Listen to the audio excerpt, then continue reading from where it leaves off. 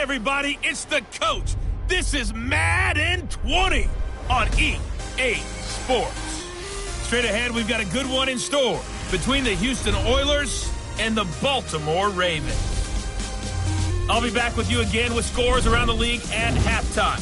But kickoff right around the corner. And standing by to call the action, here are Brandon Godden and Charles Davis.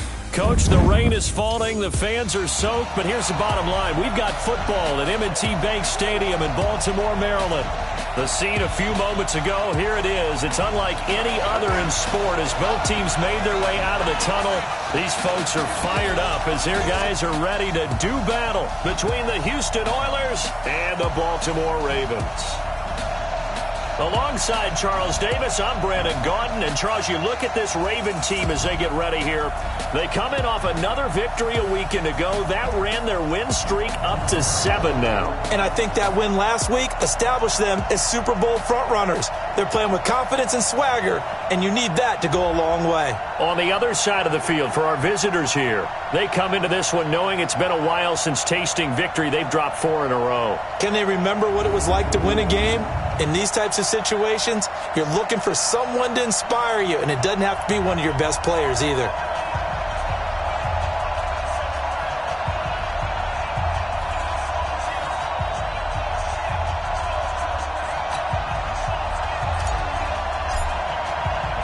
The NFL season has hit high gear, and off we go in Week 11 on EA Sports. That'll be taken in the end zone.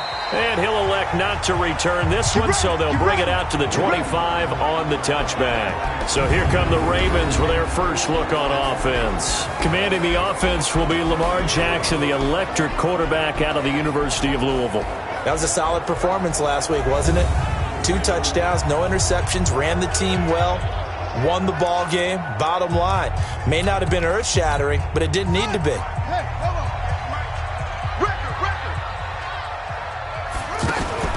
Throwing now, Jackson on first down. Catch is made by Marquise Brown. And he'll be taken down, but not before they work it across midfield. 28 yards the gain there on the catch and run.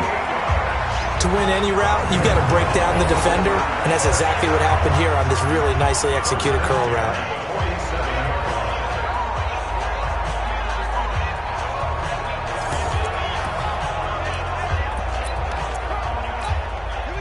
So a 1st and 10 now in Houston territory at the 47. Now Jackson. And he's got his man on the out route. A gain of 6 there on first. Nice rhythm throw there on first down. He located his tight end, made it a nice easy pitch and catch. Hoping he can break a tackle or two. Wasn't able to do that there, but still good yardage. 6 yards was the pickup on the last completion, so here's 2nd and 4. It's complete to Brown, right side. And they went the wrong way there. Losing yardage back at the 43-yard line. Now that was well defended, and as a cornerback, what you're taught when you see a wide receiver screen, either you get underneath the play before the blocking forms, or you're going to have to fight your way through it by getting through some blocking. That was a really nice play there.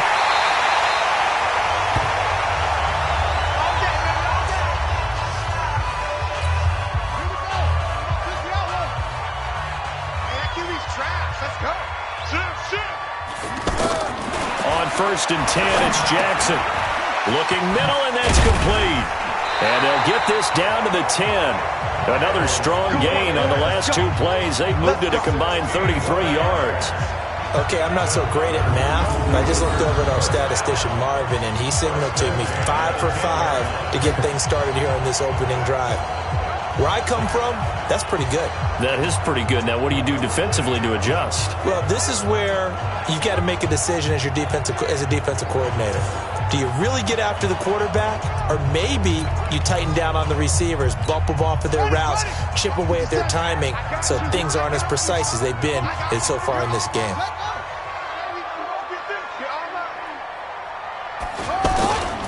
First carry now for Justice Hill.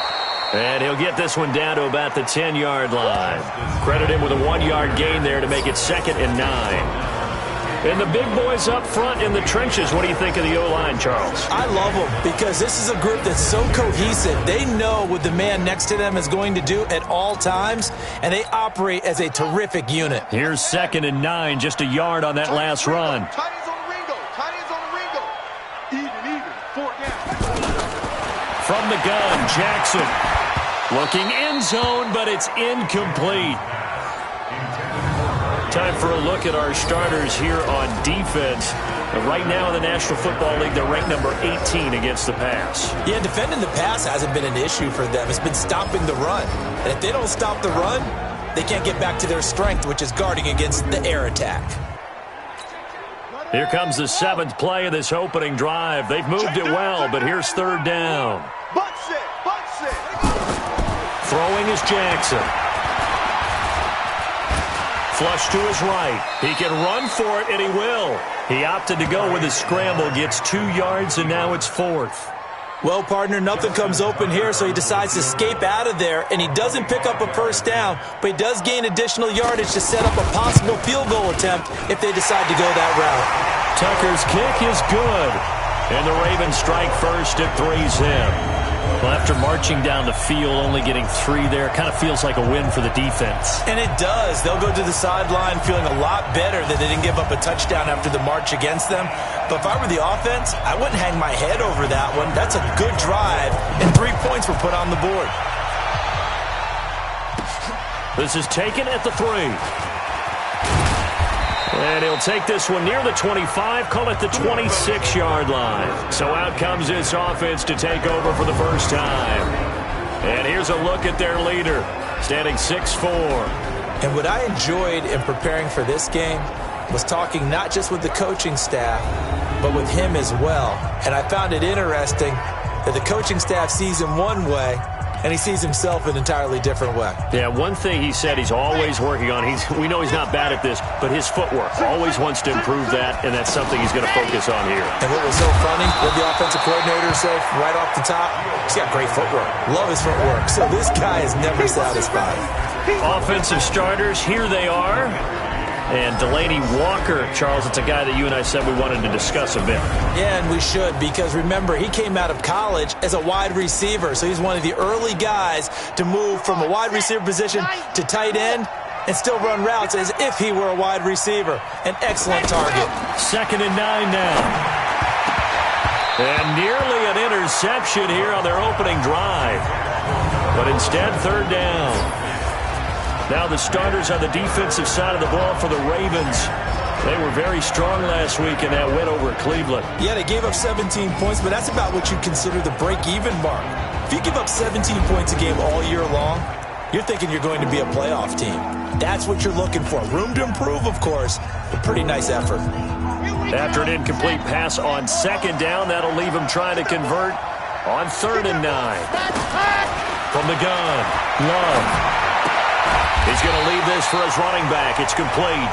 And he's going to lose yardage and be backed up to the 25. He'll wind up losing a yard on the play, and that's going to bring up a 4th down. They've got good playmakers on the offensive side of the ball. I don't know what happened last week to really hurt their performance and hold down their production, but I would dare say that this week in practice, there's a lot of talk about how they're going to increase their proficiency. Yeah, that was a good start getting the playmakers involved. You mentioned that to me pregame. That's what they did there. Yeah, I think a lot of people think the coaching staff really gets on them, and that's how they motivate them. Most of these guys are self-motivated. They have a lot of pride in their performance. And he is met quickly in the backfield. Down he goes, folded like a lawn chair. That's a tough one right there. He ran right into the teeth of the blitz as the linebacker was freed up in order to stuff that one for a loss. I think quarterbacks got to see that. Got to find a way to audible into something a little more advantageous. Let's not quibble about the gain there on 2nd down. That was a positive play because that was a take-what-you-can-get situation. Got out to the tight end. Now it gives him a much better opportunity to convert on 3rd down. To throw is Jackson. He's going to look deep down the field. And that'll wind up incomplete. Bold play call there. Now it's 4th down. It's a great job by this secondary. When I watch them, they remind me of elite defenders on a basketball court, right? They want to contest each and every pass. Great contest on 3rd down to bring up 4th. A well-hit ball there. 50 yards on the punt, 3 on the return. And that will come the offense as they take over. Out comes the Houston offense as they get set to take over here. And to be frank, they're just in a tough spot. It's only November, already eliminated from playoff contention. I know their fan base doesn't want to hear that, but that's the case. What are they fighting for now going forward? You know exactly what they're fighting for. Is that word that some people don't want to hear, but it's pride. Draft. Oh, okay. Yeah. I was going to go draft, but pride's better, right? You know something? You're right, because that's part of it, but that's two different mindsets. That's front office mindset, draft position, where are we going to be and what do we need to get? And then the players and the coaching staff right now, pride. Can they win some games and feel better about themselves despite the fact they have no shot at the playoffs? Now, look, that wasn't a huge gain, but those are the types of carries I think they were missing in their loss last week. They couldn't get him going on the ground. Did you get the same feeling I did during our meetings, that they kind of regretted that he didn't touch the ball? Absolutely. You know, hey, he should have touched it more last week. They weren't going to make that. Bernard churning, and he lost the football.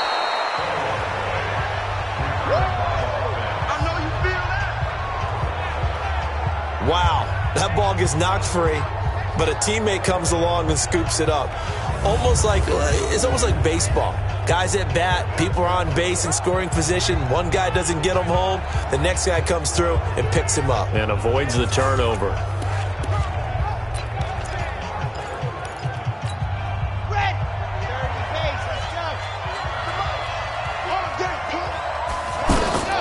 To throw on second down.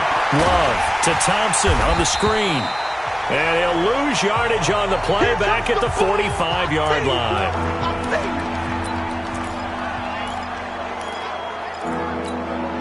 So negative yardage, a loss of 3 on second down, and that leads to a tough third down call.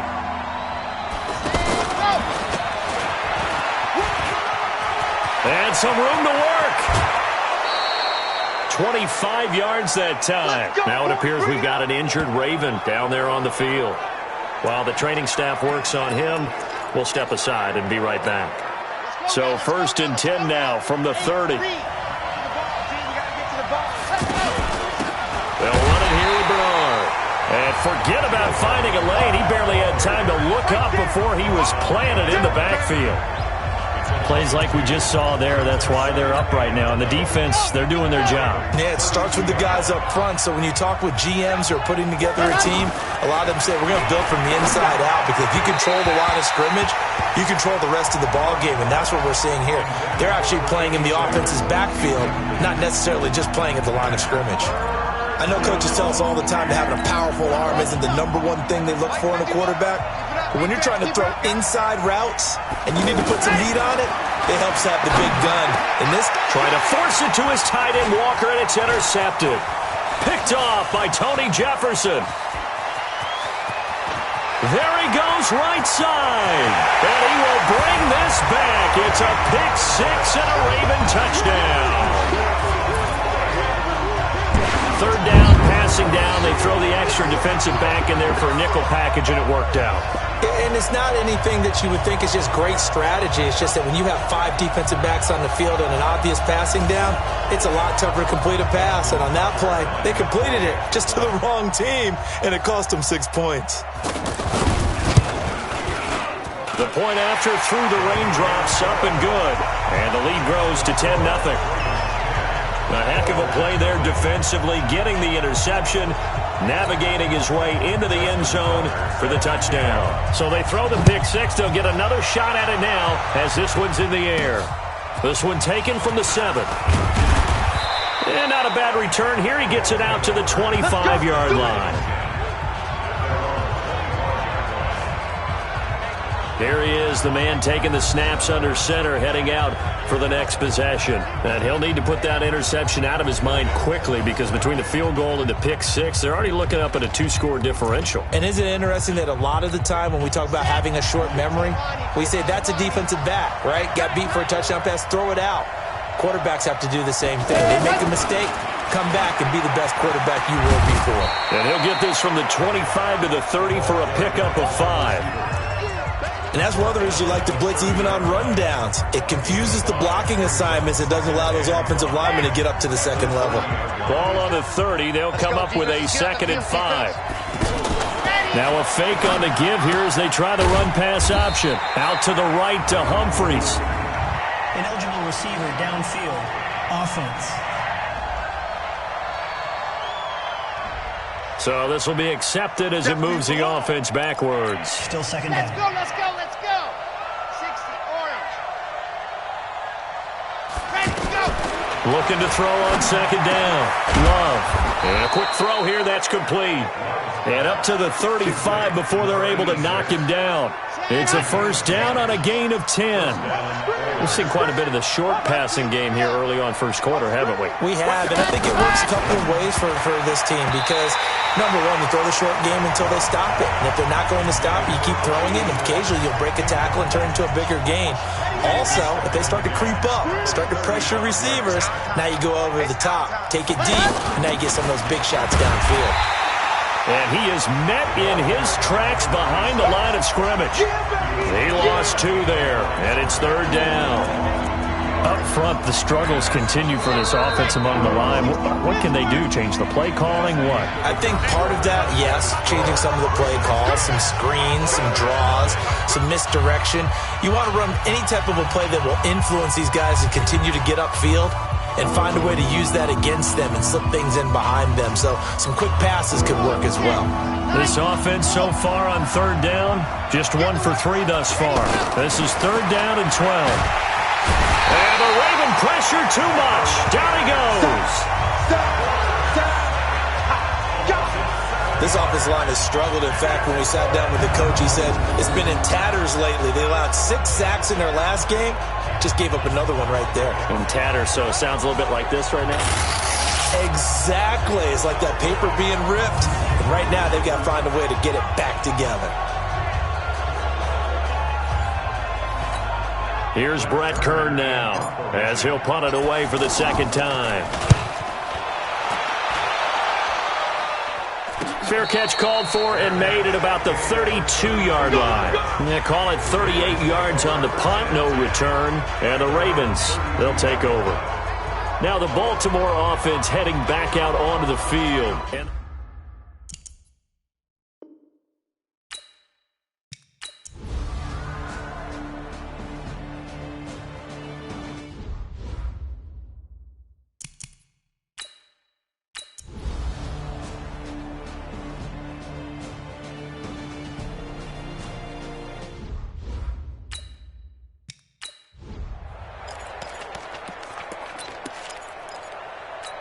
On the ready. 51's the mic. Don't get nervous. Now a fake on the give here as they try the run-pass option. Out to the flat. That's complete to his running back. It's a loss of a yard there, and it's second down. They're going to need to get up and set in a hurry. Second and 11. Well, they try to swing it out left into the flat. Complete, but really nice open field tackling. And they played that one like a great boxer. They were on their toes on that one. They weren't back on their heels reacting to the play. No, they saw it, came right for it, and made a nice tackle for lost yardage. An incomplete pass on that last play, and that means they'll need to come up with something here on third down. Operating from the gun. Love. That's complete. Middle of the field to Humphries. And they're able to get this one across the 35. Looking to throw. Love. Nowhere to escape, and he goes down. Now another timeout called for by the offense as the clock will stop with just under 30 seconds to go in the first half. Sacks, a growing theme in this first half. This is second and long. Second and long. He's got it complete to Thompson. It's a pickup of 12, and that'll set up a third down. Now the offense will burn their third and final timeout as it comes with 22 seconds to go here at half number 1. From the gun on third down. Love. And that will be incomplete with a clock showing 18 seconds now to go. You've always been very good about checking my math. Am I correct? That's the first time that it's been incomplete when they've thrown it to him? Yes, he had caught every other ball coming his way. So they feel like they've got something really good going there, and they're going to continue to go there until the defense makes an adjustment and takes it away. Well, they finally made an adjustment there. We'll see if they can build on that stop. Final 12 seconds of the half now as they've got it 1st and 10. And they're just going to run it here up the middle. 3 yards on the pickup there, and it'll be 2nd down. So we reach halftime in what's been a fairly one-sided game so far. As we'll get you down the coast to Orlando for Jonathan Coachman at our EA Sports Halftime Report. Coach. All right, Brandon, thank you very much. The NFL season going to be about 2/3 complete after this weekend, so lots to get to as we check out what's going on here in Week 11. We'll get things started up at Ford Field in Detroit, and it's the Texans who've got the lead in the second quarter. Lamar Miller, the lone touchdown there as he's cashed one in on the ground. From there, we head down to sunny Miami to check on the Dolphins at home at Hard Rock Stadium. And it's the visiting Jets who have the lead in that one. Sam Darnold has a couple of touchdown passes. Lastly, let's get out to Jacksonville. See what's happening with the Jaguars at TIAA Bank Field. And they've got the lead over the visiting Chicago Bears. The Jaguars locked in a tight one, but this is a game you feel they've got to have. In the game you're watching, we've seen a strong first half out of Lamar Jackson. He's thrown for over 200 yards already, and his guys have the lead as well. As we get you back to Brandon Gaudin.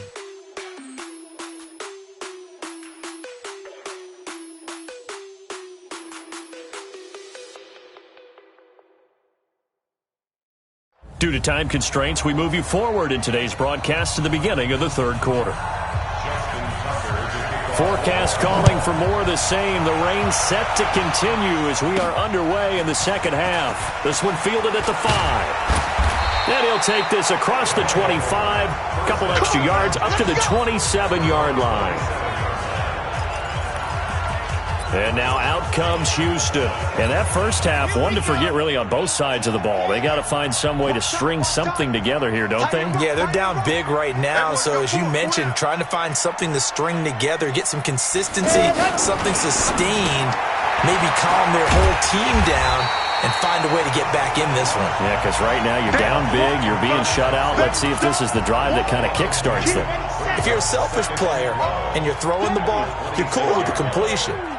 Maybe not so cool with the yardage loss, though, huh? Yeah, you went backwards on the yardage. It kind of works like a sack for the defense there. Yeah, it's a really big play for them, right? Able to figure it out, sniff it out, and finish it off. 19 yards the pick up there. Move the chains. Well, from an offense's perspective, that sure was pretty because the corner route is extremely difficult to defend from my perspective. What we just saw there, is that sort of the evolution of the tight end position? Yeah, I think it is because more and more, tight ends are being treated like wide receivers. These are some agile players who can make a play in any spot. And the ball comes out. Love lost it, and it's picked up by the Ravens. And they take over. They'll set up shop at the 46-yard line. All these years we've been watching the game, I start to get the sense that whenever it rains out, those guys who have to touch the ball and carry it, they're extremely resentful about that weather. Yeah, I'm just happy I'm not resentful that we have a roof over our heads. I know that much. Yeah, maybe we won't fumble our play sheets here as we just saw the fumble happen on the field. The Ravens offense getting ready now for their first possession of the second half. Watch tight end, watch tight end. Tight right. 4 down. Check down. They'll try to get the offense going with Hill. And that one blown up quickly as he's going to be stopped before he could even get started. It'll be a loss of 1, and it'll be 2nd and 11. And that's what this defense is going to need to do more in the second half. Good pressure that time, forces some indecision in the backfield. He's going to wind up being taken down for a nice loss. A second down pass play there, but it's incomplete. He was looking for his tight end, Mark Andrews, there, and it's 3rd down. The turnover put him in great field position. They don't want to squander it with 3rd down coming up. No, not at all. And you know what else you do? You make your defense mad. Yeah. He got you the football, gave you a great opportunity. You got to cash in and get some points. It's a gain of 5, and it'll be 4th down. Whether you're playing West Coast offense or not, one of the maxims of the West Coast offense is you're either throwing a touchdown or a check down. In other words, look for the big shot, but be smart. And I think they did exactly that on that play. They didn't get the first down, but they're taking care of the ball well. Yeah, and being rightly cautious with that lead here in the second half. Out comes the Houston offense as they get set to take.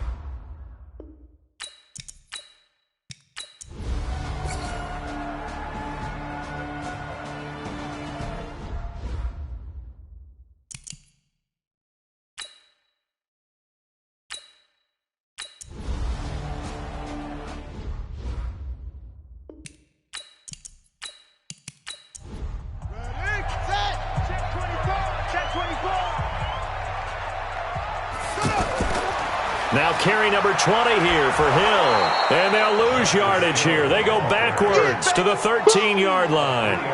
This will be a loss of 3, and now a much tougher third down looming. Brandon, it's clearly a running situation when you're up in the fourth quarter. They're going to have to stack the box and make it difficult for them to move the ball. Made it very difficult right there. Now they need to repeat that effort. Yeah, bring 7, 8, 9, whatever it's going to take to slow them down. This has been a long drive. You got to figure a field goal would be a letdown. Can they convert now on 3rd and goal? They'll try to run it. It's Hill. And not even back to the line of scrimmage this time as they're on him quickly once more. A loss of a yard, and it brings up 4th. Such a long drive here. 3 points. That would be a disappointment, but I don't know if you can go for it here, can you? Well, you know, the defense was really giving them a lot all the way downfield, and now they've stiffened. Forget that bend, don't break. Now they don't even want to let them get a yard, do they? So in this spot, you remember what the coaches told us before the ball game? Any drive that ends with a kick is going to be okay with us, whether it's a punt, a field goal, or an extra point. Take the field goal right here. So they settle for just the 3, but clearly right now anything helps trying to salt this one away in the 4th. Without a doubt, obviously a touchdown probably would have been the final nail to finish this thing off, but they still ate up time, got points. So while it's not mission accomplished, it's darn close. This will be fielded at the 8. And good starting field position. He'll get this one all the way up to about the 35-yard line. And now out comes Houston. These guys had to punt their last possession, and that's become too familiar of a refrain. Too many of these drives just wound up going nowhere. Well, you know how in baseball when the pitcher gets a base hit and he's on base, they bring his jacket out to him to keep him warm? A lot of times the punter goes to the sideline, puts on sweatpants or a wrap over his leg to keep it warm. He might need a massage from the trainer right now from all the work he's getting. Now a throw here to his running back. And he'll be brought down somewhat awkwardly here, and a late flag as well. I think this one's going to be a face mask. Well, when you're leading in the 4th quarter, that's not the penalty you want. Not at all, and now your discipline comes into question. Having poise this stage of the game, you can't have those kind of plays. After the penalty, a fresh set of downs. It's 1st and 10. Shotgun handoff to Thompson. And he picks up about 6 as he gets this down to the 41. Let's talk a little football 101 here, because one of the keys to advancing the ball downfield, success on 1st down. Huge difference, as we know, between 2nd and 4 and 2nd and 8 and 9. Now a 2nd down throw for the end zone, but it's incomplete. This defense was definitely alert to the possibility of the deep ball, and they were more than ready for it. They've got the lead, 4th quarter. Maybe can expect more passes like that downfield. A throw there, but that's going to wind up incomplete. Well, the other day they told us when we've got 3rd and 5 or less, we have to be able to convert. And I guess every team would say that, Charles, but an opportunity missed there. What they were trying to tell us is they believe it's a matchup game at that point. And they liked some matchups that they had, thought they could exploit them, unable to do so on that play. And he's taken down inside the 30. The time to pull out the stops is now, and they convert there on 4th down. Now, correct me if I'm wrong. You're down 2 scores. I don't think you need to rush just yet, but you can't take your time either. Yeah, even if you don't want to commit to full 2-minute offense, you have to up the tempo, up the urgency. Maybe you're starting to call 2 plays in a huddle each time you snap the ball.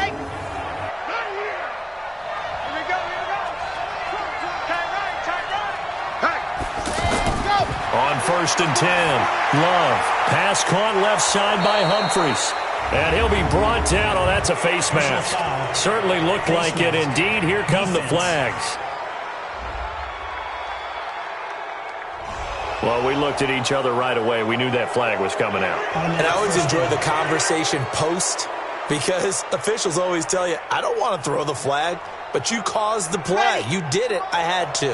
And now it's 1st and 10. A big mistake, especially when you factor in the personal foul yardage. False start, offense. Not easy being a rookie left tackle in this league, and there they got him for the penalty. Not easy at all. Think about what you're dealing with every game you play. Ostensibly, the best pass rusher is over you on every snap. I'd be a little jumpy myself. This will be a 2-yard loss on the play, and it'll be a 2nd and long. I know when I was a kid, I always got real excited when I saw those lateral-type runs. But the best backs that made it happen, they put a foot in the ground and just go. That didn't happen there. That play got swallowed up.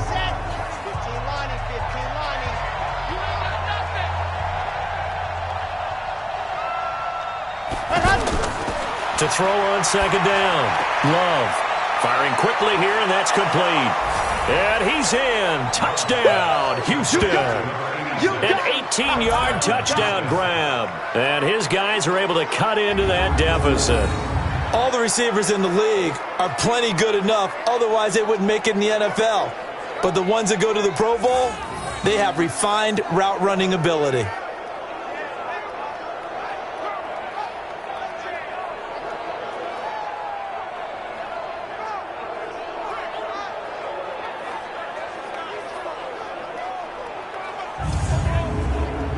So the touchdown was big. This almost equally big as he'll try to get it to a 1-score game with a 2-point conversion. They're going to keep it on the ground. And he gets halfway there down to the 1-yard line. A very pivotal 2-point try that does not go their way. Now it's a big uphill battle for the rest of the 4th quarter. The attempt was to try and make it a 1-score game, right? Touchdown, get 2, now you've tied it up. Instead, they don't get it, still down 10. And this one recovered by the hands team for the Ravens. Well, 4th quarter, they felt like they needed the football back. Unfortunately, they couldn't get it. And I know we've brought analytics into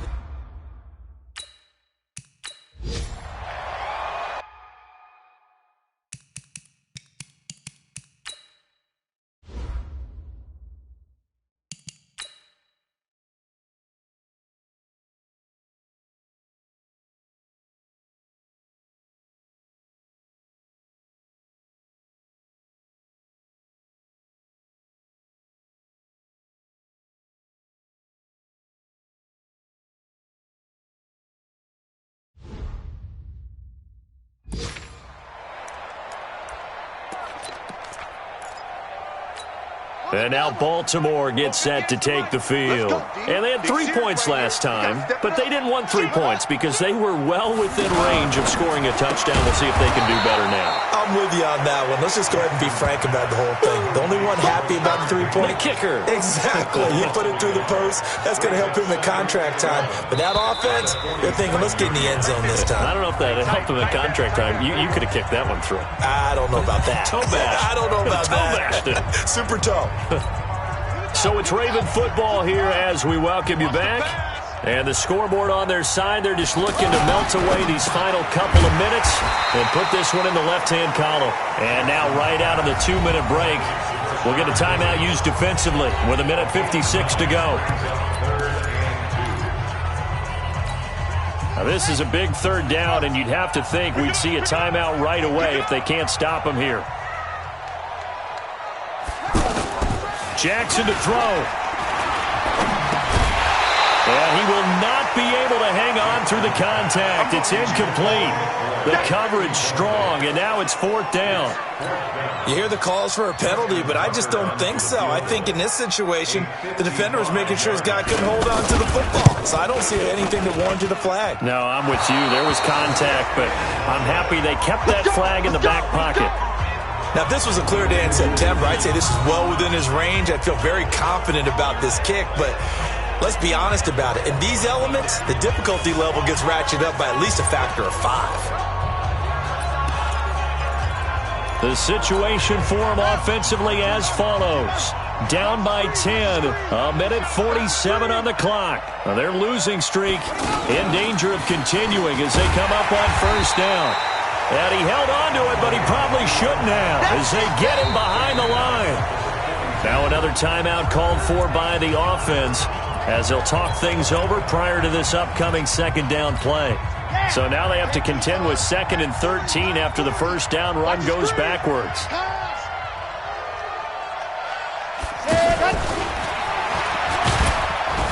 Trying to find a lane, but instead he'll get back to the line of scrimmage and no more.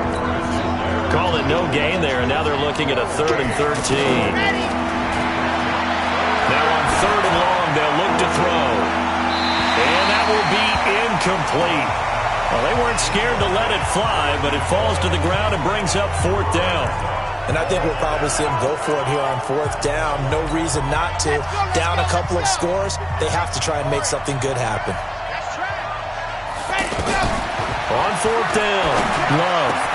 And this is intercepted, and that should do it. Picked off at the 45, and the return stops at the 39-yard line.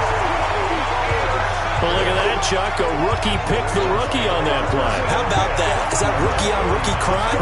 But you know what happens, too. If you're a rookie defender, you tend to adjust to the game a little bit quicker than if you're a quarterback. Too many things still going through his mind. And on that play, the rookie defender won the battle.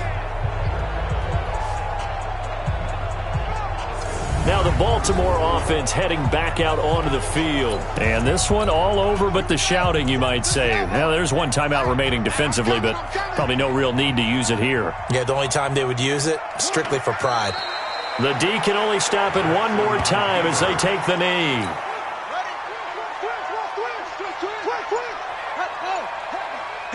Watch the backfield.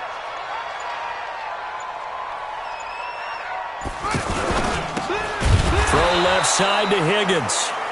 That one good for the completion percentage, but no gain. It'll be 3rd down. Brandon, just mark that under the category of just not successful. Trying to throw the ball, just didn't work on that one. Completed it. No yardage. So the final seconds tick away in this Baltimore victory. And to be frank, Charles, probably not too many people surprised at how this one turned out. Yeah, I don't think so at all. I mean, they're such a good football team. They were at home. You know, you walked in and you looked at the advantages and you saw that they had most of them. It'd take a lot to try and even it up. I just thought 2 words for this ball game: methodical and predictable. And both of them came together.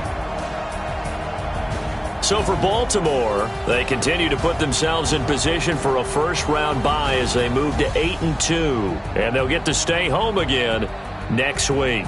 Meanwhile, for our visitors, add one more loss to the column. That drops them to a woeful 1-9 so far. And they'll get a chance to redeem themselves at home next week. I'm Brandon Gaudin. Certainly have to thank Charles Davis, my broadcast partner, and our entire crew. We'll catch you next time right here. It's the NFL on EA Sports.